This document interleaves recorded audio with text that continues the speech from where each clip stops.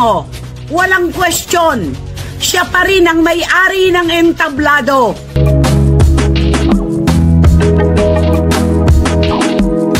Grabe no, ibang klaseng gumalaw yung Sarah Geronimo, no?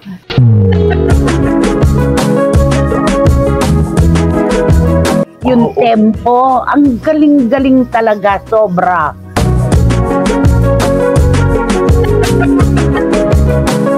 Ang angas, ang lupit, sinasaniban. Popstar royalty na si Sarah Geronimo, napakaangas ng ginawa sa entablado.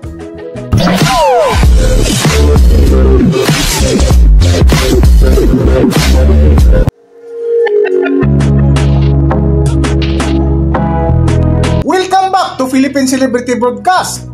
Usap-usapan pa rin hanggang ngayon ang Popstar Royalty Princess na si Sarah Geronimo, na kung saan ipinakita nito na wala pa rin kupas sa kanyang talento pagdating sa entablado.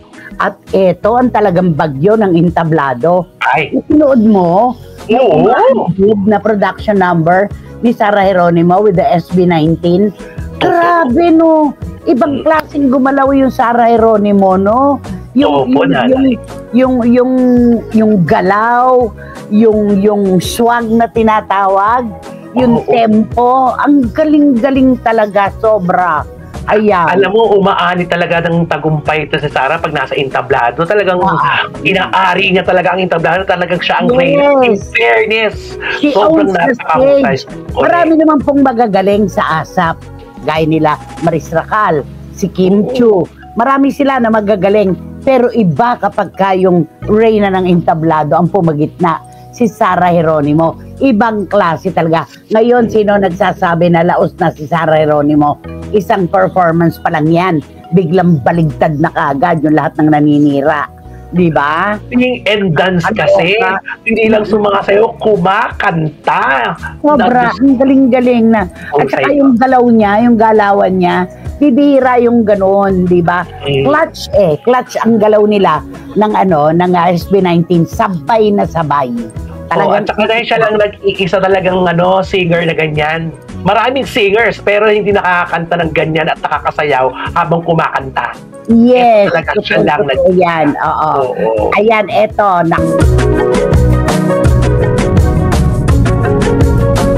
Sa panghapong programa nga, nagtitira ng kolumnista na si Christopher Min, ay isa ito sa kanilang mainit na paksa na kung saan tuwang-tuwa sila matapos mapanood ang parang bagyo na galaw ni Sarah Geronimo na hanggang ngayon ay hawak pa rin ang spotlight. Eto, sabi ni Juris Dr. Channel, sa kahit anong henerasyon, hawak pa rin ni Sarah G ang spotlight. Kada concert, laging may pasabog, kaya inaabangan. Hindi tulad ng isang Christmas concert sa Resorts World. Mahal ang VVIP tickets, sabi niya. Pero naka-t-shirt lang ang bandista. Hindi na nahiya. Matagal nang nag-ROI ang t-shirt na yun, no? Kumbaga sa kanta sa kampanya, talaga namang nakabawi na. Yung return of investment ng t-shirt na suot-suot ng bandista na yon, matagal na yun.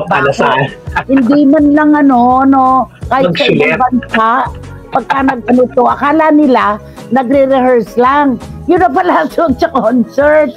Di ba? Yun na pala. Tama dito si Juris Dr. Channel.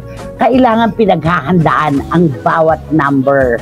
Di ba? Ang performance. Ganun lang yon.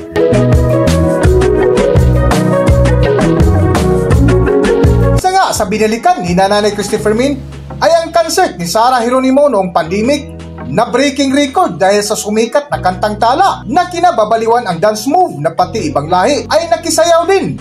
Okay.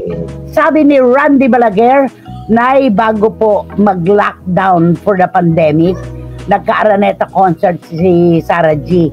Blockbuster movie niya. Nagpakasal. Hit ang tala song niya. Siya lang ang nakagawa nun habang naka-quarantine ang lahat. At ngayon, hello, still Sarah G. Totoo naman to. Totoo, bago nag-pandemic talaga, nag-Araneta concert pa at punong-puno yan. Tapos yung blockbuster movie niya, ayan pa rin. Tapos nagpakasal. Yung tala na yan. Ayun, gumaganon. Ayan. Oo. Grabe. Alam mo, pag nangihinga ng ulan, ang mga magsasaka, ginagaya yung ano niya, yung... Oo, yung sayo kay John Lloyd. Piniguan ni John Lloyd. Ayan, ganyan. At sabi ni Tita Nene Ulanday, iba talaga ang atake ng isang Sara Geronimo at nag-iisang reyna siya ng entablado. Hindi pa siya laos, sabi ni Tita Nene Ulanday. Totoo. Tama naman. Totoo naman yan. At saka ito, sabi ni John, kami, marami na silang nagdatingan. Ang dami nang nagtapos sa PBB na yan. Pero wala pa kami nakikita. Kahit anino lang ni Sara Geronimo. Kahit no anino lang, wala. Paano yan? Tapos sabi ni Boyzy Caragay, kanya talaga ang Asia's pop star royalty and queen of pop. Walang pwedeng umangkin yan. Iba talaga si Sara Geronimo, sabi ni Boyzy Caragay. Di ba? Pop star royalty. Sa totoo lang. Kaya naman yung mga popsters, talaga pag may namimintas kay Sara, isang hukbok agad sila sumusugod. Ay, diba? Iba ang lakas ng popsters.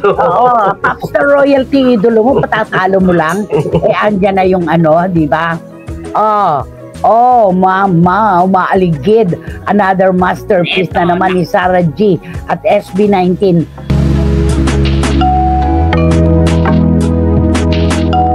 Dulo nga ng kwentuhan ni Nanay Christopher Min ay binahagi nila ang napakaangas na galaw at napakalupit pa rin ni Sara Geronimo sa entablado ng konserto. Para sa buong detalye ng kwento, narito ating panoorin ang video. Ang angas, ang lupit, sinasaniban sa entablado, world class talent. Sabi ni Wating Wating, wow, ang ganda ng komento ni Wating Wating, hindi mainit ang ulo niya. Pang-judges na yung komento ni Wating Wating, pang-judge ng mga dance contest, Talaga naman ang galawan, pang-international. Sabi ni Miss Nags ng Belgium, wow, hindi siya nagmamaneho.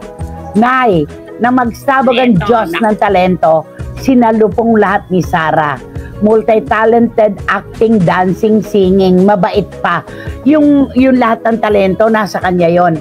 At kakaiba pa rin yung papuri bilang mabuting anak, kapatid at tao.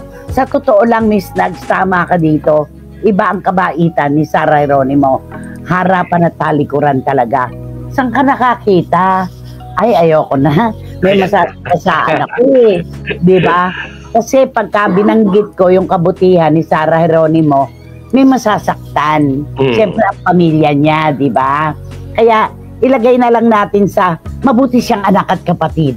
Yun. At saka kung bakit siya mahusay, inaral pa niya yan. Nag-aral kasi siya ng talagang hindi lang basta tayo niya. Inaral niya, dinevelop niya yan, nagpunta pa sa abroad para mag-enroll ng... Correct. Pinaghandaan. Alam mo, yung simpleng pag-gano niya, yung pitik, yung tinatawag ng mga pitik. Nanay. Diba, yung pitik ng paa, pitik ng kamay, marami pong gumagawa niyan. Pero bakit napaka-graceful kapag si Sara Geronimo ang gumagawa? Linyado lahat ng mga kilos niya, alam mo yun? Ang numero, grabe talaga. Congratulations, ikaw pa rin ang may-ari ng entablado. Nag-iisa ka, Sara G. Ayan. Hanggang dito na lang muna ang ating video at kung nagustuhan nyo, huwag kalimutan mag-subscribe at pindutin nyo na rin ang notification bell para ma-notify kayo sa ating susunod na video. Maraming salamat!